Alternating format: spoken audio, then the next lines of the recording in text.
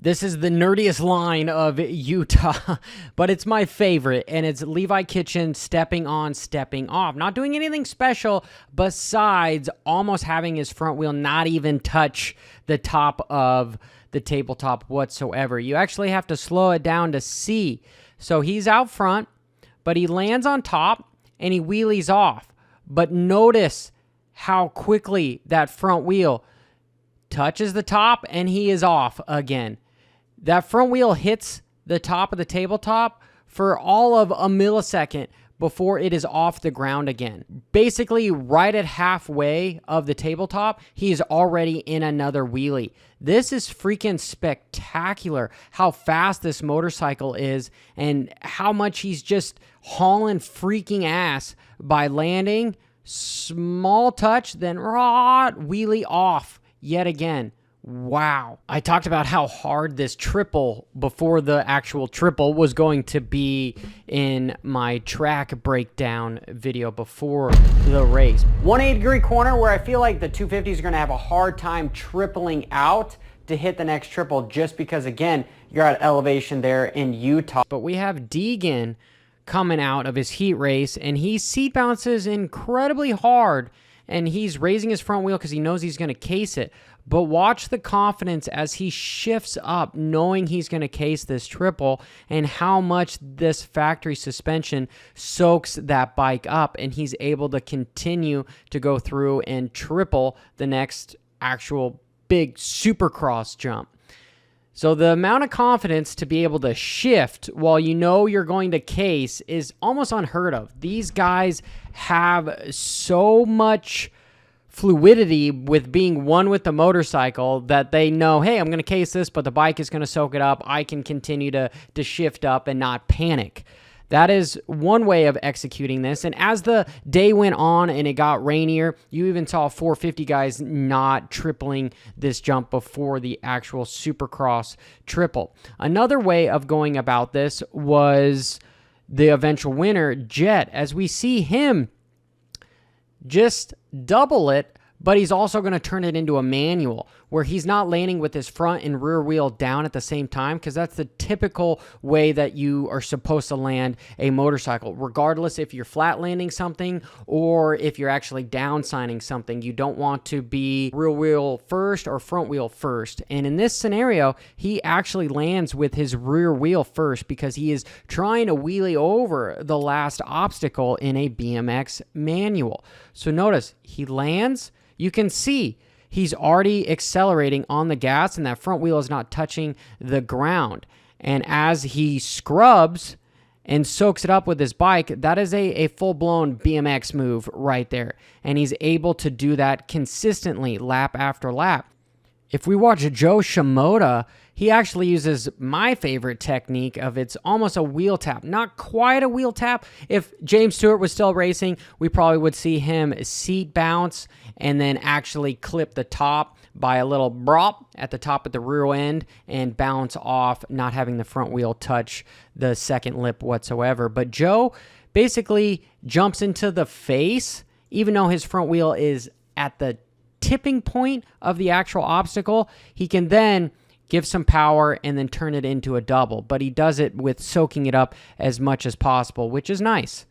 And personally, my favorite technique of the three. Hotter days are fast approaching. Now's the time to get your bike all tuned up. Make sure you shop puremoto.com, not only for all of your gear necessities, but they are a great parts finder. You can search 1.4 million items in stock and 205 local retailers. It's easy. You hit part finder, type in the part you're looking for. You can find the nearest shop where you can call them, let them know, hey, I need you to hold this for me or ship it to me. Make sure you shop puremoto.com. They are quickly becoming one of the leaders in parts and accessories. I want to just take a brief moment to talk about a quality of life upgrade that the typical viewer might not notice what Supercross has done. Yeah, we have the integration of the nets, thanks to Steve Mathis for safety. So riders like AP, if they're going off the track, they get caught by something so they don't hit a wall, because we all know that hitting a wall could be the end of your career. You know, wink, wink, that's what happened to me. But I digress. This is a corner marker, tough block, going across the start into the over-under tabletop, which I really like. This is because it is at an angle, so it's not a complete rectangle where guys are going to hit it with their foot that could potentially compromise their knees or their ankles. It's not going to hit their foot pegs to accidentally shift the motorcycle form or hit the rear brake. It's not one of those tall pylon corner markers where riders can go into the corner and it can grab their clutch lever or their rear brake. This is just a cool design that is a nice safety upgrade for the riders, because the last thing we want is more riders getting injured because they hit something that was actually supposed to save them. There's an old proverb about sharks where if your forward momentum seizes, you die. What I mean by that is if we don't continue to learn and grow and adapt, well, there's really no point.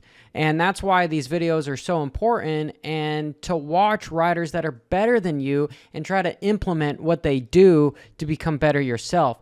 And in this case, I wanted to point out just Ken Roczen, how he's using 2 fingers on his clutch and 1 finger on the front brake. Is it right or wrong to do 2-2, 1-1, middle finger, all hand? I've seen Jeremy McGrath on concrete use his entire hand to slip the clutch. No, all those could work. However, I just want people to try different things and see what helps move you a step forward than what you were before. Because the true measure of success is not how well you're doing compared to others, but how well you are doing compared to your past. And since we're on the topic of Ken Roczen, Kenny is one of those riders that's incredibly technical. He's not going to do something that potentially could put him in harms, at least not anymore. He's evolved as a rider. And unfortunately, he potentially could have a knee injury.